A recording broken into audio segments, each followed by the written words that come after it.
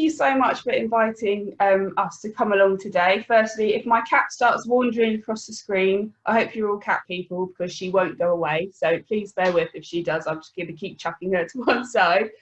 So I'll just give you a brief overview of Look Good Feel Better. So Look Good Feel Better is the UK cosmetic industry's flagship charity, and we were set up in 1996 by the cosmetic industry. We were set up by about 50 different member companies, and we run normally face-to-face, free of charge skincare and makeup workshops for women with cancer. We also have just launched a men's program where we teach them, shaving and grooming, and then we also have a special teenage and young adult program as well. We're in 141 locations all over the country. So if anyone hasn't been to one, when life returns to normal, please do go visit our website, and you can put in your postcode and it'll show your nearest service. You're more than welcome to attend. Unfortunately, due to coronavirus, which we're all absolutely sick to death of hearing about, we are not able to run anything face to face, so we had to quite quickly adapt what we were doing, and we're running all our workshops online. So it's all hosted on Zoom, which we're using today, and we're teaching people the same hints and tips that we normally would in our workshops, but it's all from the comfort and safety of your own home. And if anyone wants to attend one, just go to our website and you'll be able to find out how to book onto one.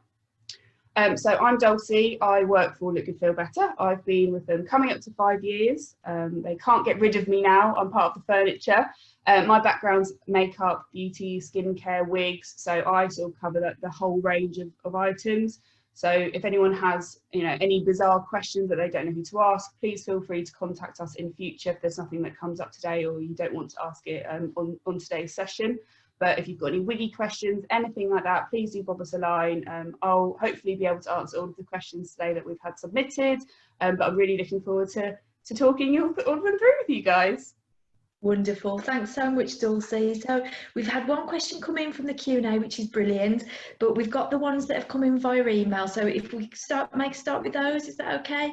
So the first question that we had come through was, are there specific brands of cosmetics which are recommended for cancer patients? So this is quite a hard question for us to answer fully, unfortunately. I have to be quite generic with a lot of my answers because we don't know people's specific treatments or their specific cancers. So in regards to specific brands, Look Good Feel Better as a charity is brand and service neutral. So I can't really recommend and promote certain products because we don't know people's medical history. Now, what you can do is if you go to your medical team or your CNS or your GP, they should be able to provide you with a list of ingredients that you should be avoiding. Now, this is really important that you pay attention to this list. And unfortunately, it's quite a tedious task because you have to look at the list, look at your products and actually read the whole way through. Some things may react with your treatment, so it is really important to try and pay attention to that list as best as you can. If they haven't given you a list, you're more than welcome to ask them for one. And if they say there isn't anything that you should be avoiding, then you can carry on as normal with the products that you'd normally use. But what I would say is if they do say that your skin might change and react quite differently, ask them what they suggest. They're the ones that have got these huge, they've got so much experience and knowledge from a medical background. So I'd speak to them and ask them if they can recommend anything specific or if there is anything specific that you should be avoiding with your treatment. Great, thank you, that's really helpful. Second question, how can I get my eyeshadow looking good? Everyone wants to know our secrets. So with eyeshadow, it's definitely practice makes perfect. So you need to find the colours that are best suited for you. I mean, I could reel off a list of colours for each individual eye colour, but really it depends what you like. Makeup is a very, very preference thing. What I like on myself, someone else won't like on me. So, if you can, go into your local department store, go and find a friendly looking face and ask them what they think would suit you. Get them to have a play, put on some makeup, see what you think, go home. Don't buy anything then and there because remember, they are there to sell you something at the end of the day. So go home, have a look in the mirror and see what you like. Most department stores are able to give you sort of one-on-one advice and like makeup lessons as well, which is always really handy. But the main thing with eyeshadow is when you put on eyeshadow, you don't want to go past this line. So if you held something straight from your nose to the corner of your eye, you don't want to go past with eyeshadow, you don't want to go past that line, because otherwise it can make you look quite drawn down and almost sad looking. So everything needs to be going up, and you need to make sure that your makeup, your eye makeup particularly, is very, very blended. So you can do that with a really fluffy brush and just sort of do little roundward motions, but that's the main thing to make your eyeshadow look good. Blending and making sure that you have the right colour that you like. Makeup's a confidence thing, isn't it? Wear what you like and sod everyone else. Great, thank you. Next question, how can I shape my eyebrows? So this question, I wasn't completely, I don't know if the person who submitted the question is on here, but I wasn't sure if that question meant if you're allowed to wax them or pluck them or actually shape the hair. So I'll try and answer both ways. So if you wanted to actually shape them, as in take the hair off, depending what treatment you're having, check with your medical team first, because they might say absolutely not. If you're having certain types of treatment like chemotherapy or radiotherapy, you might find your skin becomes really sensitive, especially in certain areas. So if you were then to sort of start waxing and plucking and threading, you're just going to make that sensitivity worse. So if you can, try and leave them alone. It sounds awful, you know, most women hate having their eyebrows as this sort of bushy mess, but if you can, try and leave them alone. You can get these really, really, they're like single razor blades on a little, it looks like a toothbrush with a razor blade on it, and you can actually shave the shape of your eyebrow if you were really concerned, if you did have naturally very thick eyebrows. So you could do that and that wouldn't be a problem to do, but I would just check with your medical team. Or if it was in regards to sort of shaping them with makeup, so believe it or not, underneath here I've got very, very fair eyebrows. So for me, I don't really need to pluck or do anything to them because they are so fair. So all I need to do is shape them with makeup, and then I can literally just draw on exactly the shape that I want and then smudge it in. But sorry, that's quite a generic question. I wasn't quite sure if they meant sort of waxing or plucking, or if they meant just generally shaping, but hopefully that's given some sort of guidance for them. Thank you. Have you got any tips about if you're shaping with a pencil, about sort of where you might sort of use as a guide? Yeah, so let me get my handy tool out. So with eyebrows, so the first thing to remember is eyebrows are sisters, not twins. Okay, nobody's face is symmetrical. You'll notice that, you know, you see some models and you think, God, they look really strange and they're quite like odd looking. It's because their face is actually around 80% symmetrical, which looks very strange because people's naturally aren't. So don't worry if your eyebrows aren't symmetrical, because nobody's are. So don't panic about that for starters. But if you wanted to get the perfect shape eyebrow, or if you've lost your eyebrows completely, or they are very fair like mine, if you get yourself an eyebrow pencil and you point from the corner of your nose to the corner of your eye and then do a little dot, the corner of your nose to the corner of your eye and do a little dot, and then from the corner and then graze through your pupil and do a little dot, you'll have just mapped out where the start, the arch and the end should be. And then you can go in and do little hair-like strokes in a sort of up, round and down fashion, and you'll get an actual hair-like stroke. And then they normally come with the little bristles on the end, and then you can just brush it through. And that's the easiest way to do it. But try and match, do the side that you're worse at doing first, because then it's easier to match. Otherwise you have to match at a really good side. But that's the easiest way to plot them out. And if anyone wanted more sort of questions or answers on that, then please contact us, because we can send you a little diagram of how to plot them out. Brilliant, thanks ever so much. Next question, what's the best way to apply eye pencil on the lower eyelids, and what type of eye pencil should be used? So with products on the lower eyelid, now this is a complete preference thing. Some people like wearing a lot of makeup underneath their eyes, some people don't like wearing anything. So if you like wearing it, that's fine. If you don't, then that's fine as well.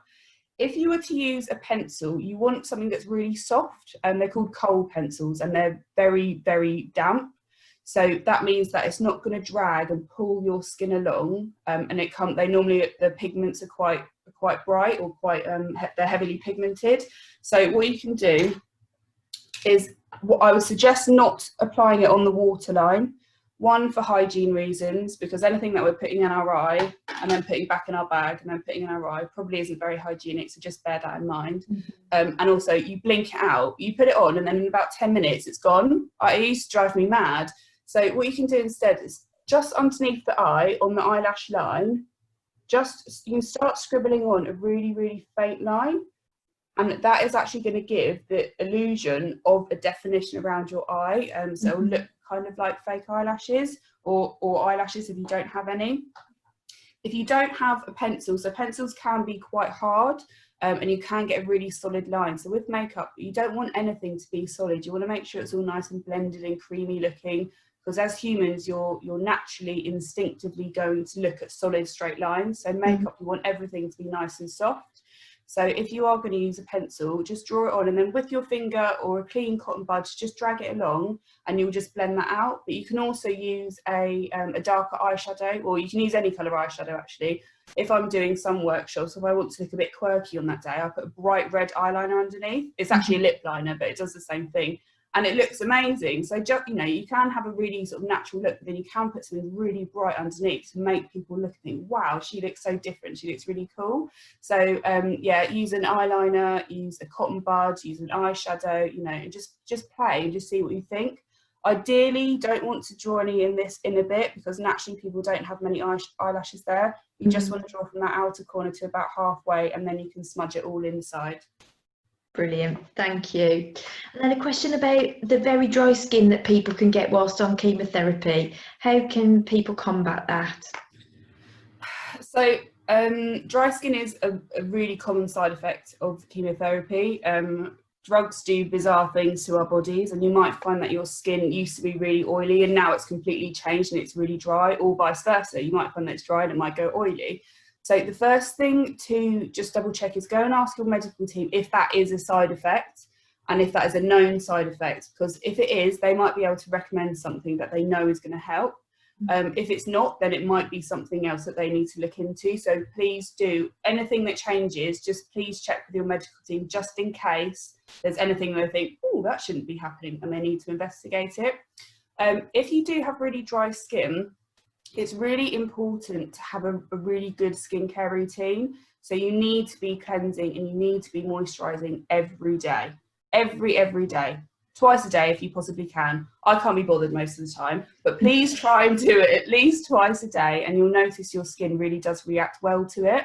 You need to look for sort of rich, hydrating moisturisers that are really thick.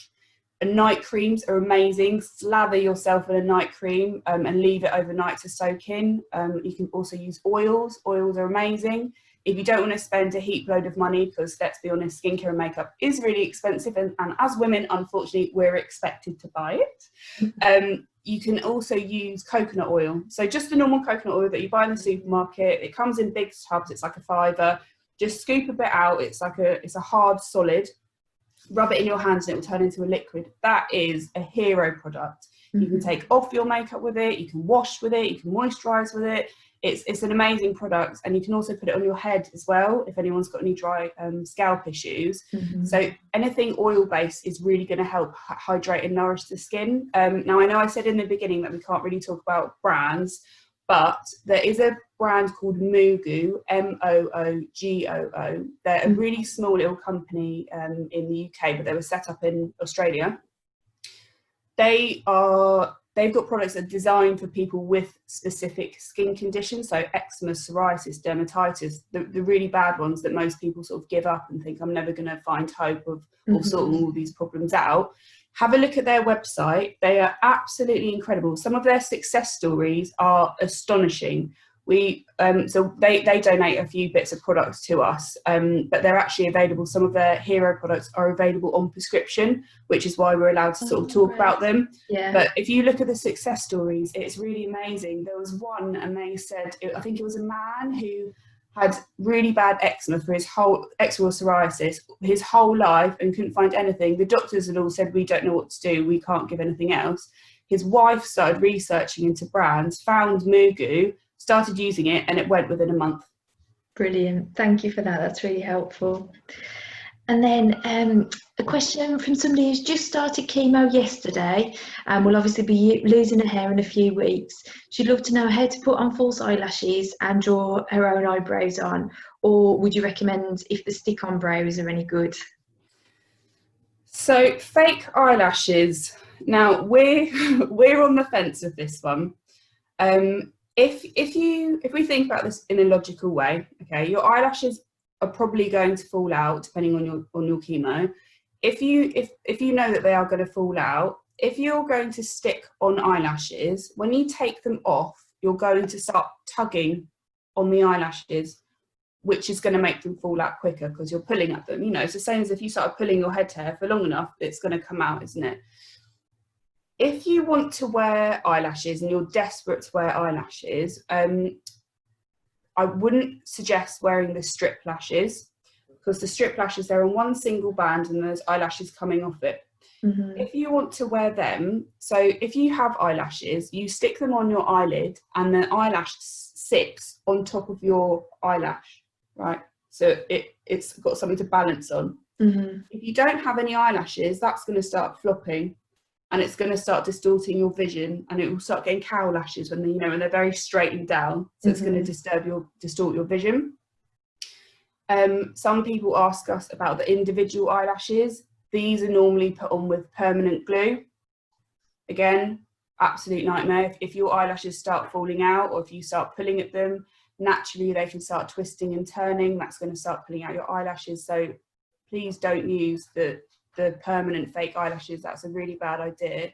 You also need to bear in mind the glue. Now, obviously, eyelash glue is designed to be put around the eye, so it's suitable for very sensitive skin.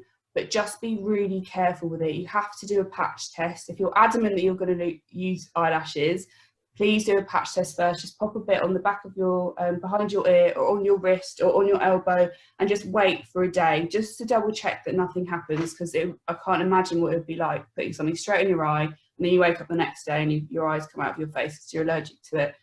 There is a brand called Eyelure.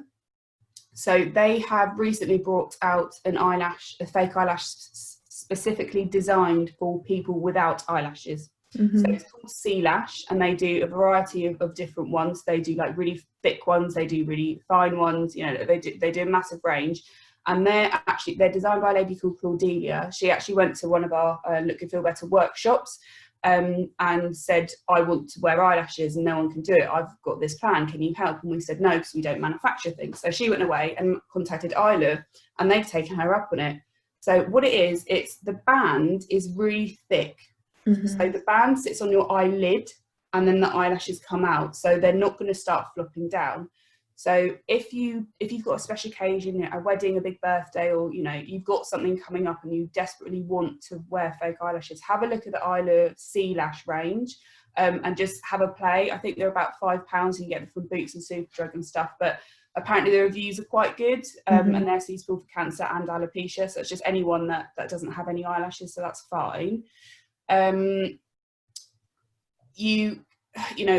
the workshops, we tend to not talk about fake eyelashes because it starts up a whole conversation. There's so many questions. But if you use an eyeliner, kohl pencil again, and you put it just along your eye line, and then you smudge it in, from far away, you would never know that you don't have any eyelashes. People don't notice unless they're standing right up close to you. They're not going to notice that you don't have any eyelashes. So, don't be concerned that people are going to be staring at you thinking, oh gosh, why don't she have any? People actually don't notice. So please don't worry about that. As long as you're creating a focus and definition around the eyes, people don't notice. And the stick-on brows, now I haven't personally used them and I have seen them. It's the same with, you can get the stamps, you can get the stencils, you can get so many different things. I would assume the stick-on brows are probably quite good. But again, you have to be conscious of the glue. And the problem with the stick-on eyebrows is, I think I'd be concerned that I'd be able to get them straight.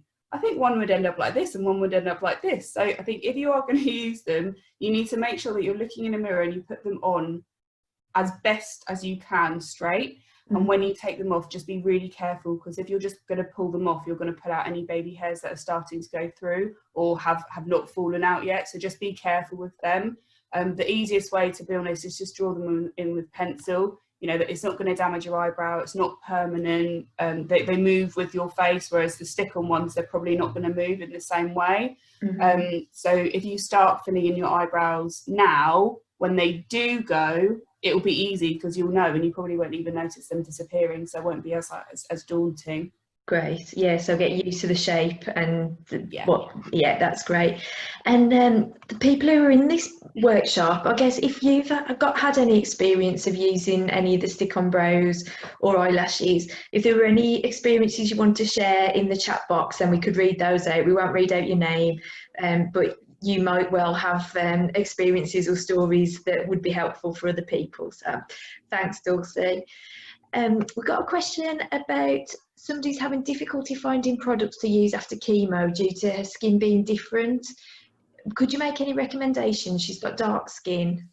So the phrase different is quite broad. So I wasn't sure if that meant, if you're here, please sort of specify exactly what sort of the problem is, because that might be dry, it could be oily, it could be acne, sensitive, discoloured. It could be a huge variety of different things, what the issue is. And depending on what that issue is will really determine what sort of thing you need to use or you could be using. As I said earlier, your skin can completely change during your treatment. It could be dry and now it's oily, it could be oily and now it's dry. But the main thing is if your skin has completely changed, you need to reevaluate what type your skin. So everyone has different skin types. It could be dry, oily, dehydrated, congested. There's a huge list of what your skin could be. So what I would suggest, my cat's coming out, so I would suggest going into your local salon once they're open, and obviously it's safe to do so, and just ask them to have a look. They'll just have a look at your forehead and your cheek, and they'll be able to tell you what skin type you have and if there are any products that they would recommend. Now, obviously, you don't have to buy those products from that brand. Ask them if they've got any samples. Go home and try them. There's so many people that try and make you buy something then and there, but it's really important. You don't know how it's going to react or feel on your skin. Don't ever buy something just because someone's telling you to. Go and research and try it first. But yeah, I would just make sure your skin routine is good, that you're doing a cleanse, you're doing a moisturize, and just make sure you check the ingredients with the list that you were given from your medical team. But unless you can give me any sort of specific on what the problem is, then I'll hopefully be able to answer, but otherwise hopefully that's okay. Great, thank you. And the final question that's come in by email, and then we've got one in the Q&A box. So this might be a good time for other people who are thinking about asking a question to start typing. But we've got a question about, is there a good oil-free sun cream for skin that has broken out in spots and is also very dry as a result of chemo? So that's a really, really good question. So I'm glad sun care has come up, because it's so important, especially at the moment now that it's getting nicer. Not that it has been nice this week so far, but so it's really important that we protect our skin from the sun every day, even if it's a cloudy day. Okay, there's still UVA and UVB rays in the sky, so it's really important that we look after it. So an oil-free sun cream, so what you need to do is you need to just Google oil-free sun cream, and there are loads of different brands that will come up. If you normally use a certain brand, so everyone has their favourite brands that they go to for everything. So if you know that you like a specific brand, have a look and see if they do one that you might like. See if they do a smaller size for you to try out. So sun cream, the white cream that we buy is a physical sun cream, so that creates a physical barrier. So that's got zinc and titanium dioxide in it, which will reflect the sun from our skin. Okay, so because that cream is very thick and the minerals don't sink into our skin, that can block the pores and make your skin sort of get spotty. So you might want to look out for a chemical sun cream. So a chemical sun cream is the clear liquid that normally smells like coconut. Do you know what I'm talking about? Yeah, that one. So it normally smells like coconut. So that is a chemical barrier. So that creates a chemical barrier, and it's normally like a dry oil, which doesn't really make sense until you actually try it and you go, oh, that's really weird. So that's not going to clog up any of your pores, or is less likely to clog up any of your pores, because there's nothing sort of sitting there.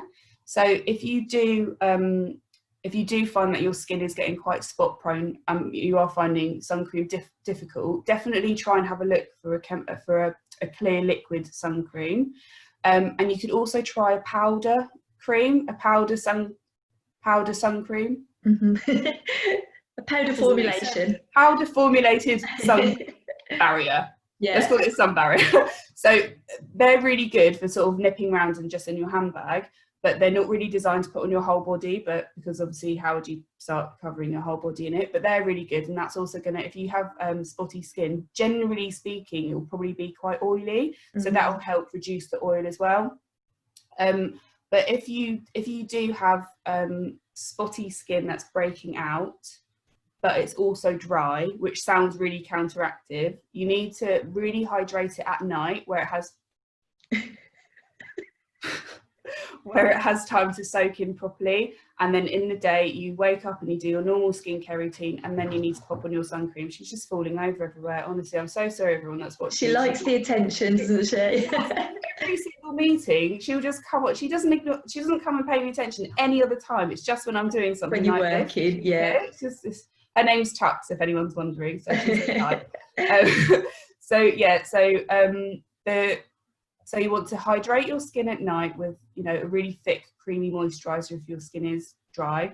Make sure you wash that off in the morning, and then you can do your normal skincare routine, and then you put on your sun cream, whatever formulation that might be. The other thing to say about sun cream is it's really important that it's the last product that you use before leaving the house. Right. So you aren't to wash your face, put on your sun cream, and then your moisturiser, because it will change the chemical compound. It needs to be wash your face, moisturiser, sun cream, makeup, out. Okay, so make sure that sun cream is the last product that you're going to put on that's going to soak in, because there's nothing worse than it not doing its job, and then you get burnt, and then it's really upsetting for everybody because you're very red. It's also worth bearing in mind that sun cream does go off, or all products go off. On the back of every product that you use, there's a little pot with a lid coming off. I don't have anything to hand. It's got a pot with a lid coming off that normally says sort of like 6, 12, 18 M on it. And that's so that's how long you have before that product is no good. So sun cream is particularly important to pay attention to that. Most people that I know have got drawers of sun cream that they bring back from every holiday. They're like, oh, I've only got a half bottle left, so I'll just chuck it in there. And then they buy another one the next year. So they've got about 10 bottles sitting in there. It's not going to do its job. So please buy a new one, and make sure that you regularly use it. But yeah, hopefully that's answered your question. But it's really hard when you've got dry and spot prone skin. But try at night to put something really rich and hydrating on, and then gradually it will start easing up a bit. Brilliant, thank you. So that's all the questions that came in by email. So we'll go to the Q&A now that are coming in live. We've got a question. Hi, my skin erupted in spots and a painful rash, and is now really dry after targeted chemo. Can you recommend a factor 50 non-oily sun cream? Thank you. I can't answer specific brands, I'm really sorry, but if you Google, because I literally was looking for ones and I was thinking, God, what one would I use earlier?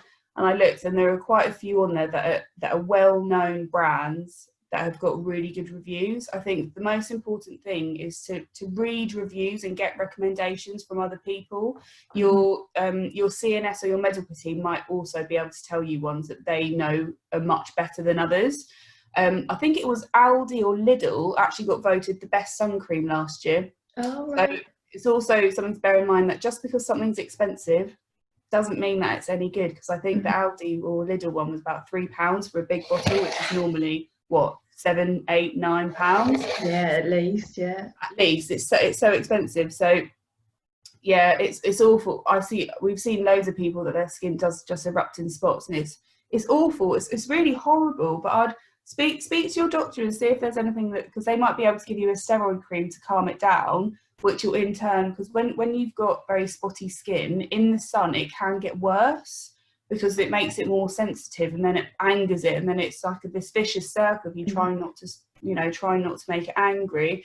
So yeah, I'd ask your doctor, your CNS, see if they can recommend something.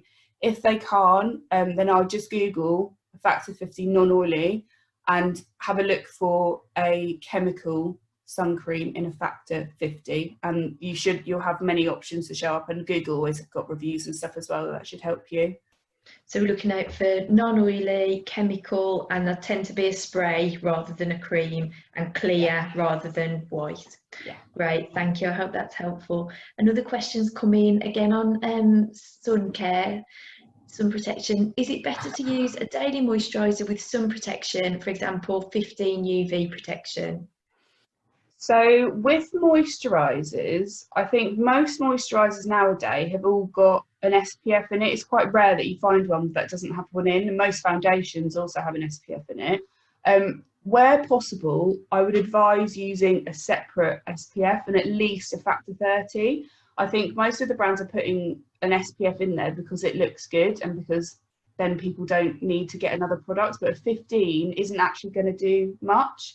So I don't know if anyone knows what that number actually means. So let's, for example, say that if I went outside and with nothing on and I burn in 5 minutes, yeah, if I then went in and put a factor 50 on and then I went outside, I would have 50 times longer than that 5 minutes. So everyone is completely different. So a factor 15, if you burn in 5 minutes, that's not going to give you that much time. Whereas if you put 30 or 50 on, you have much more time. So the higher the rating, the longer you're going to be able to be out in the sun without you getting burnt or damaging your skin. So I would, where possible, try and go for a high one in a separate one, because I don't think you can get a foundation that's got over a 15, maybe a 20 in it. So ideally try and use a 30 plus rating. It'll be much better for your skin. And so would you recommend a sun product, but a facial version of that, so not using the body product on the face? Or I mean, you can. I'm one of these people. I hate buying more than one thing to do the same thing. I'm really stingy. I want one thing that does everything. So the difference between the face and bodies are, the face one is generally a lot more sensitive, so it's normally thinner, because sun cream's generally really thick, isn't it? So when you put it on, I think I'm allergic to it, because whenever I put it on, my eyes absolutely burn, and that's probably because I'm being stubborn and not buying one that is designed for my face. So they're a lot thicker, the ones on your body, and they generally sort of sit on your skin, and you feel very sticky, whereas the face ones, they're generally thinner, so they soak in quicker. I mean, you can, there's nothing to say that you can't use the ones on your body on your face. The ones on your face generally come in a lot smaller sort of tubs and are a lot more expensive, which is why I refuse to buy them. But the formulation is slightly different. And just also be careful going around your eyes. You don't actually need to put sun cream any closer than that, because it will just soak into your eyes. You can just put it there and it'll automatically soak up to where it needs to go, and you'll get protection. And also please pop some on your lips as well. It's nothing worse than burning your lips. I don't know if anyone out there has ever done that, but oh my gosh, it's so painful. So use a lip balm with an SPF in it as well and apply it regularly. Great, thank you. And a related question here, is it okay to use a facial sun protection of SPF 30 or more after applying an SPF 15 moisturiser? Yeah. So the thing to bear in mind with that is, if you have a foundation, if you have a moisturiser that's a factor 15 and your foundation is a factor 15 and you put them both on, you still have a 15. You don't get a 30 because you've added them together. So yes, by all means, you can use both products. Then you'd have the higher rating, but you can use both. That's not a problem. But yeah, that's absolutely fine to use both. Thank you. If anybody else wants to ask any more questions, we've got a good sort of 20 minutes or so. While people are typing, there was something I was going to ask you, Dulcie, if that's okay. You mentioned earlier about cleansing and moisturising twice a day, and it just took me back to sort of teenage days, reading the magazines, learning about skincare. And then, I don't really want to tell you when that was, but it was probably the early 90s. It was always cleanse, tone and moisturise. What has the advice changed there? Would you not recommend toner anymore? Okay, so people that know me or have been to one of my workshops will understand my hatred with toner. It's another thing that I have to buy, and I don't see the benefit of it. So what okay, here's my reasoning behind it. Okay, if you, when you were younger, as you're growing up, you're told to cleanse, tone and moisturize, and it's always been that, hasn't it? But Laura, why do you tone? Tell me why we tone. Well, I never really have, but I think that they used to say that did it close your pores after you cleansed it or something? Okay, so if we look, so if you go into a shop and you ask them what does a toner do, 90% of the consultants are going to say it closes your pores. Now, if we logically think about that, your pores are open because that's how they breathe, right? Yeah. So you can't close them. Okay, so that's my hatred number one, because no one seems to know what it does. What toner does is it will remove any extra dirt, makeup that we haven't already got off with our cleanser. So if you were to cleanse thoroughly, you shouldn't need a toner because you've already got off all of the product. Mm-hmm. And depending on, you can get toners to do loads of different things, but it can also rebalance the pH level of your skin. So your cleanser might make it more acidic, might make it more alkaline, so then a toner would make it balanced again. But if you're using the right products, you shouldn't need that extra one. It's just another thing to buy. What I do like toner for is in the summer, if you get one of those little travel spray bottles and fill it with toner and put it in the fridge, on a really hot day, if you've got a full face of makeup on and you're really hot, if you get that and you spray that over your face, it will actually sink through your makeup and it's really refreshing and hydrating without ruining your makeup. That's the only thing I like it for. Yeah. Everything else, I feel personally, is just a bit of a con. But it's a complete, to be honest, it is really a preference thing. I know some people that absolutely love toners, but I don't really see the big benefit of them. If you've got a really good cleanser, then you shouldn't need that extra product. But some people love them, so if you like them, then tell me to shut up. But it's just, it's all personal preference. All makeup and skincare is complete preference. And I would personally say, if you were going to miss out a step, you would miss out toner. You wouldn't miss out cleanser or moisturizer because they're really important, whereas toner not so much. But it's preference. I like that tip about the sort of facial spritz though, because I think for a lot of our members spending a lot of time in hospital, it can be such a drying environment, can't it? So warm and the air can be quite dry, so that could be really helpful if perhaps people are going in for treatments. It might be nice just to pop in a bag. You can pop it on the back of your neck and on your head as well. You can literally put it anywhere. If you find that you are getting very hot in hospital and stuff, if you can get any ice and some tissue, if you pop a few behind your ears and on your wrists, it's really interesting. If you pop something cold on your wrist, you automatically cool down very quickly. Yeah. So try doing that. If anyone is really hot and doesn't have a little spray, put some on your wrist behind your ears and you'll cool down really quickly. Great, thank you. We've had a question come in about cleansing the face. Is a cream cleanser or a facial wash better? So they do different things. So they're for different skin types. If you've got dry skin or quite flaky skin, then a cream cleanser is better because they're designed to nourish. Whereas if you've got oily or like congested skin, so I've got very oily skin, so I use a gel cleanser because it's designed to pull out any excess oil.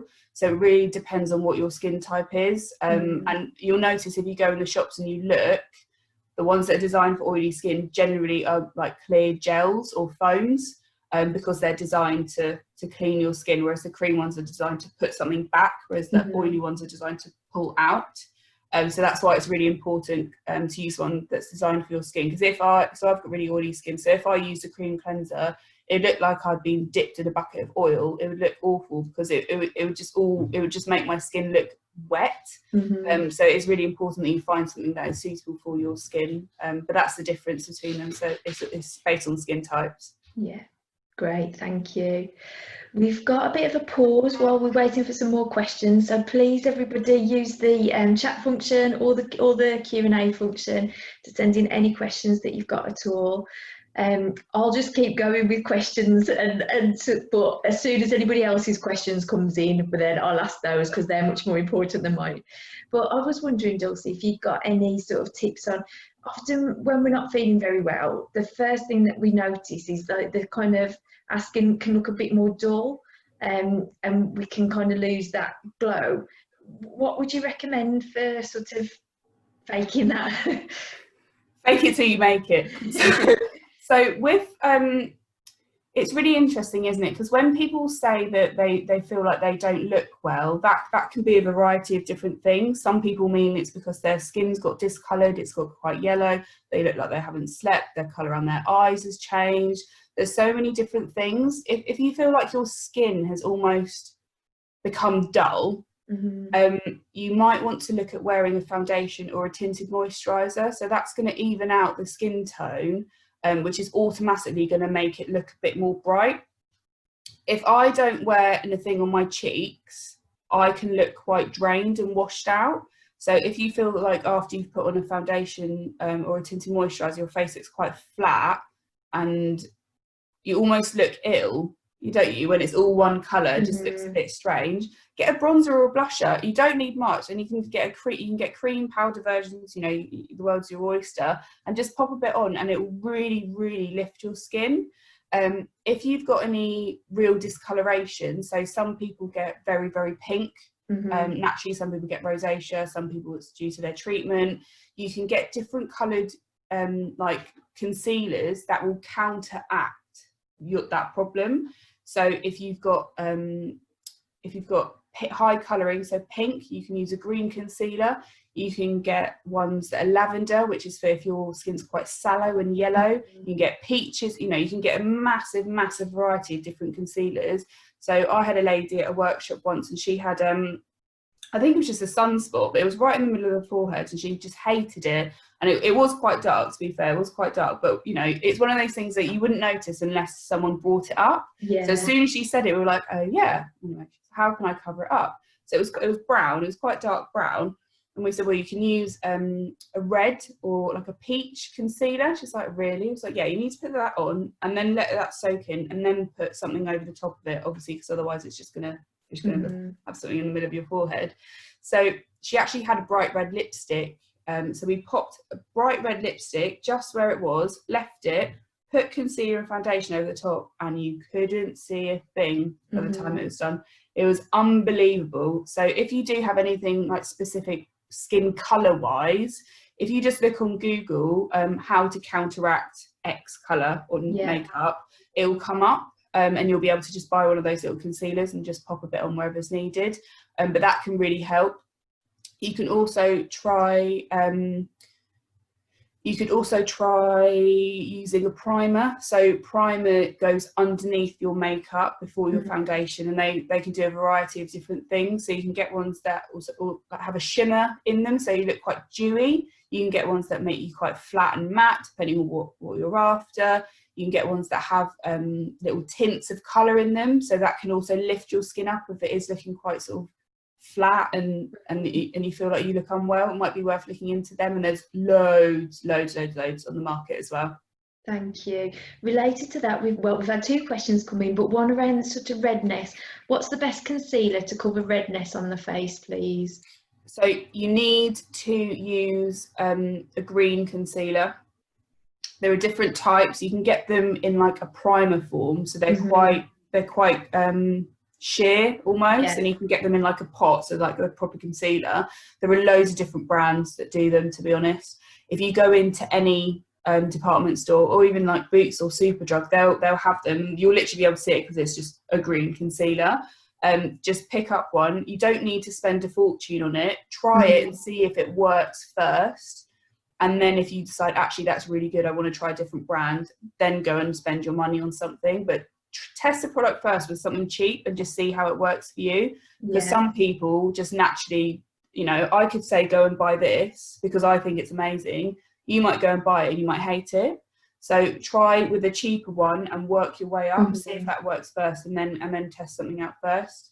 Annoyingly, they don't do testers of the green things normally. They might do, but or go and take your own pot and just scoop some out. Don't say anyone else said that. Don't put that bit online, but take your own little pot, scrape some out and go home and try it. Test it, thank you. And linked with the sort of concealer questions, what's the best product to use under the eyes for dry and wrinkled skin? So with dry and wrinkled skin, the annoying thing is, I think as women, we're all quite hard on ourselves, and we all want to look like we've been airbrushed and are very flat and very young with no wrinkles, no line, you know, none of this. The older we get, the more wrinkles we have. So therefore, if you put, the more product you put on a wrinkle, the more it sits in the line, and it can look quite cakey and dry, and it can just look very strange. So I would personally advise to go for something that's really creamy, and I'd go for something that's quite sheer. The thicker the concealer, the more likely it is that when you start smiling and moving, it's going to go and it's going to sit in the line. Whereas if you use something quite sheer, it's actually going to sink in better. If you dry, you'd want to go for something sheer and quite liquidy. Don't go for anything super creamy. I know that will have the best colour, but it will all move and it won't sit properly. And if you do put anything under your eyes, you need to get a powder, and you just need, even if it's a tiny bit, you need to pat the powder into wherever you've put the concealer, and that will also help it stop moving. Dryness, you can get eye primers, which are really good. So they come in different forms. Again, you can get gels or creams and loads of different stuff. That will help fill in some of the little lines and wrinkles. It will help it not to be as dry, and that will help your makeup last longer as well. But yeah, look for something quite sheer, nothing really creamy. What I actually do, so I don't like concealer or anything, and I don't really believe in products that are designed for just under my eyes. It's another thing I have to buy. If you're putting on makeup and you want to cover up the colour, you can just build up your foundation to do the whole face and then go back in and just pop where you need, and you'll build up the colour, and then you don't have to buy another product. But if you find that your eyes, if it's not in regards to makeup and they are just sort of dry and wrinkly, embrace it. You know, embrace the wrinkles. You know, it's you've lived your life. People nowadays want to all look really flat and puffy, and you know, it's not nice. People should look like they've lived. But if they're dry, I'd try and find quite a sheer, like a liquidy product to put around your eyes. Eye creams, you know, as a preference thing. I've just purchased my first eye cream, and I've been using it for about 2 months, and I don't think it's done anything. So if you find one that you really like, then great. But if you don't, then don't. But there are 8-hour creams out there, which I'm sure if you Google it, you'll be able to find one that I can't say the name of. But they're really good for really dry skin. So if you have any problems, then I'd try that as well. They're really good. Great, thank you. Moving on to hair now, we've got a question regarding dyeing your hair while undergoing non-chemo treatment. So I guess, is that a targeted treatment perhaps? Somebody's taking a PARP inhibitor maybe? What would you say about hair dye? So with hair, this is a really good point to mention another charity. So there is a charity called Cancer Hair Care, and they are specialists in everything cancer and hair. Okay, so we're not, Look Good Feel Better is not experts in hair, and I'm not going to pretend like we are. But this question actually came up a little while back with, I was doing one of these with a different charity, and I believe I asked them for some advice on how to answer the question, and they said that if you don't have any skin or scalp problems, then it should be fine for you to dye your hair. So I would, it should be fine, but I would try and reach out to them if you can, Cancer Hair Care. They'll be able to give you more specific advice on that. And if anyone has any other questions about hair, then they are the ones to talk to. They're absolutely amazing little charity. But they'll be able to answer any questions that you have on sort of hair care and scalp issues as well. Is it Jasmine from Cancer Hair Care? Yeah, we had Jasmine come and do a session for us, and that was the recommendation that she gave as well during the session. That like you've said, you know, that generally it is okay. I'll check. I can't remember whether we've got the recording from that session on the website, but I'll check and I'll let participants from this session know if they can access that recording. Or I can perhaps put the answer to that question in the follow-up email so that people can get that information as well. Good. So, oh gosh, the time's gone really quickly. We've got sort of 7 or 8 minutes left, so there is still time if anybody wants to submit any last questions, or if anybody wants to give any feedback or just to clarify anything. Please do use the chat function or the Q&A function, and we'll go through those as they pop up there. Was there anything you wanted to go back to, Dulcie? Well, what I was going to say is we do get asked sometimes about nails, because depending on your treatment, your nails can really change. I don't know if anyone watching has had any problems with their nails. So whilst we're not expert in nails, we can certainly try and help if anyone does have any questions. We regularly get asked if you can paint your nails when you're having treatment, and the answer to that is yes. Okay, so if you don't have any problems with your nails and the nail bed, they should be fine to paint. But what you shouldn't, or you should try to avoid where possible, is the lovely gels and acrylics that last 6 weeks. Because when we're putting on the gels and acrylics, you have to file down the top layer of your nail so that it has something to stick on. So obviously you don't want to do that. You try and leave the actual nail itself alone, but you can paint over the top of it. We see a lot of people that have had all cracking on their cuticle, which is really uncomfortable. It catches on things, it's awful. So if you have that, try and avoid keeping your hands in hot water for long periods of time. Use marigolds when you're washing up, you know, try when if you're having a bath or a shower, try not to have them immersed in water for a really long time, because that's going to dry them all out. If you are able to wear marigolds when you're washing up, cover them in moisturiser, and then when they go in the gloves and then in the water, your pores are naturally going to open and it's all going to soak in a lot quicker. And you can also sleep in cotton gloves and socks. If you same applies to your feet. If you've got any problems, sleep in cotton gloves and socks, and shove on that moisturiser. Get a really, really thick one. Even just an E45 would be fine. Something that's just going to sit there, can't escape for a long period of time. Get your husbands or your partners, you know, to rub your feet. Oh, but they're cracking. Please help. You know, play the card. Look, my nails are hurting. Please help me. This is your time to just go for it. So yeah, make sure that they pamper you as well, and just try and help you if you've got any problems with your nails and your hands or feet. Great, thank you. Got some feedback coming in here, and this says, thank you very much for a very informative session, and especially for mentioning about the wrinkles, showing a life well lived. It's true. No one wants to be sort of, you know, in their 80s, 90s, 100s and looking like a supermodel. Doesn't, you know, you haven't lived a good life. You know, we need to show our expression on our face. Why? I don't know why people are so keen to look like a piece of paper nowadays. We want to look like humans. It's all our history. It's who we are. And embrace getting older. Embrace it. Brilliant. Thank you. Any other feedback? Any comments from anybody? We'll just hold on for those to come through. It has gone so quickly. I can't believe we've only got 4 minutes left. I know.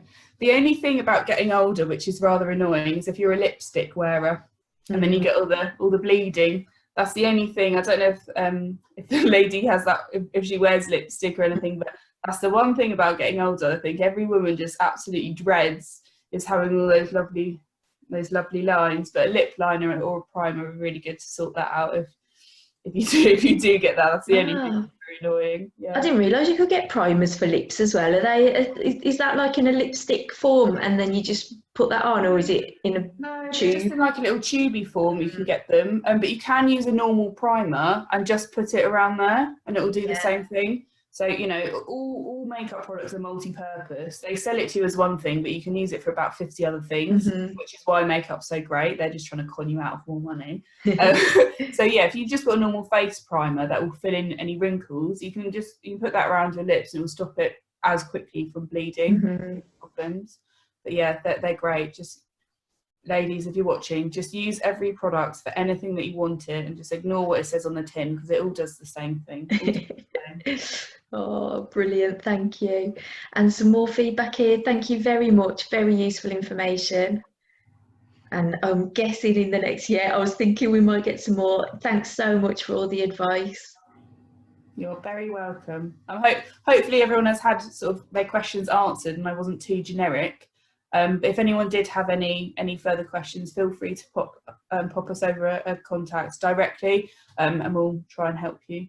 And if anyone wants to attend one of our virtual workshops, please get in touch. It might even be me running it, so you see my little face again. But it'd be nice to help anyone that has any sort of specific problems or questions. We'll be more than happy to see you in a virtual workshop as well. That'd be great. Thanks so much, Dulcie. We really appreciate your time and for sharing your information with us and your expertise. And it was nice to meet Tux as well. I know, she's disappeared now. Typical that, isn't it? She says bye to everybody. Oh, another comment there. Thank you so much. Quite helpful. So that's great. Thank you everyone for joining in, and as Dulcie said, we can pass on any queries, comments, feedback that you've got to Dulcie, and here at the support team we're always here for you, 10 till 5 on the support line and all the usual support channels, and we're open till 8 on a Tuesday.